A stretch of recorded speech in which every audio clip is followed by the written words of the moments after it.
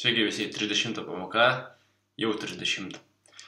Šiandien pašnekėsim apie tokį dalyką kaip funkcijų pasirinkimas. Tai sukursim dvi funkcijas ir leisim programai pačiai nuspręsti, kurią funkciją naudoti. Įdomiai skamba, ne?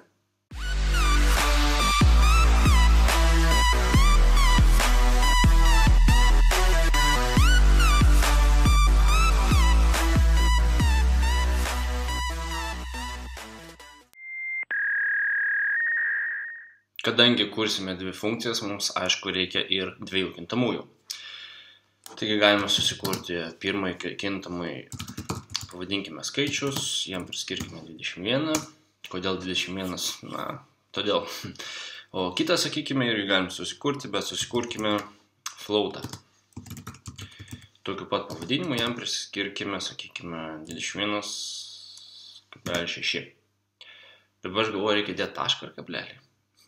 Gal taškas. Kaip matote, turim tą patį pavadinimą abiejų kintamųjų, tik tai skirtingi duomenų tipai. Būtent dėl to aš ir sakau, kad reikės pasirinkti automatiškai mūsų programai. Na, viską paaiškinsiu pačioje pabaigoje.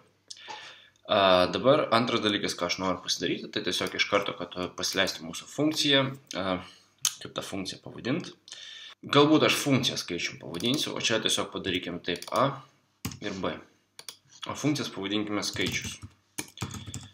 Skaičius A ir skaičius B. Man atrodo, bus taip daug paprasčiau. Na ir funkcijos, aišku, susikurkime, na, sakykime, virš mūsų main funkcijos. Kadangi mūsų funkcijos nieko negrąžins, tai bus void. Tai pavadinimas, žinoma, skaičius.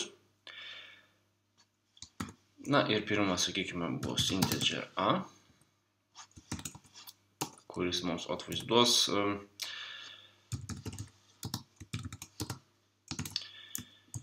tai yra, kokie yra sveikieji skaičiai ir realiai, ar ne, man atrodo. Tai čia, man atrodo, bus sveikasis. Jeigu aš klystu, nepykit.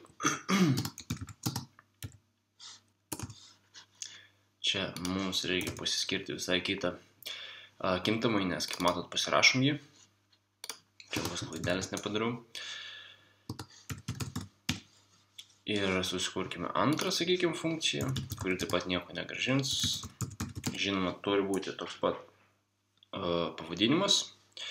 Tik dabar bus nebe integer C, o float C.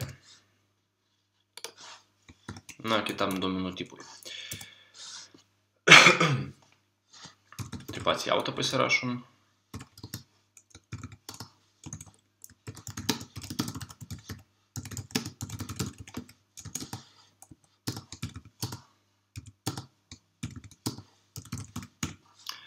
Štai taip. Dabar kame čia esmė? Mes, na, aš jau įvedžiau, aišku, sukūriau, kitaip sakant, tos skaičius, bet įsivaizduokime, kad mūsų useris ves, ne, mes turim kažkokį žaidimą ar kažkokius duomenis renkam ir mes nežinome, ar mūsų useris įves sveikai skaičių, ar useris įves realų skaičių, tai yra per kablelį. Todėl mes turim susikurti dvi funkcijas tokių pačių pavadinimų. Ir, na, leisti useriui pačiam spręsti, kokį skaičių nori vesti ir tada tą skaičių būtent atvaizduoti. Na, įsivaizduokite dabar, na, pirmoje pažiūrėkime, ar veikia.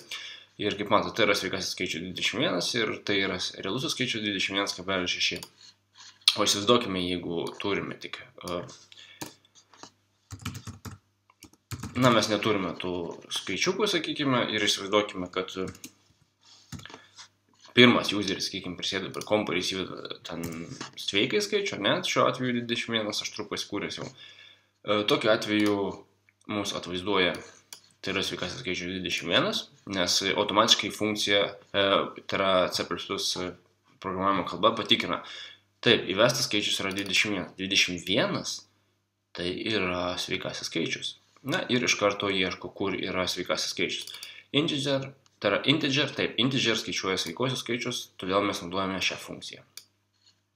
O jeigu mūsų, sakykime, useris įveda per kablelį kažką, tai, na, šiuo atveju, sakykime, B, Tuomet vėlgi mūsų C++ programavimo kalba tikrina, įvestas skaičius yra 21,6, tai reiškia, tai nebus tikrai integer, tai bus float.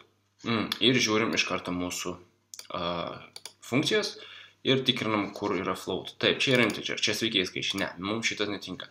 Mes turim float, tai yra realiųjų skaičių funkcija, mums reikia ją panaudoti. Ir tokiu atveju mums atvaizduos, tai yra realusis skaičius 21,6. Taigi, kaip matot, kartais būna taip, kad mes nežinome, ką tiksliai ves mūsų useris, todėl tenka susikurti tokių pačių pavadinimų kelias funkcijas, kurios būtų pritaikytos tam tikrais atvejais priklausomai nuo to, ką useris ves. Labai paprasta ir lengva pamokėlė, taigi, ką aš noriu pasakyti. Turbūt baigiam šitą pamoką ir susitiksim trečiadienį sekančioje 31 pamokoje. Iki.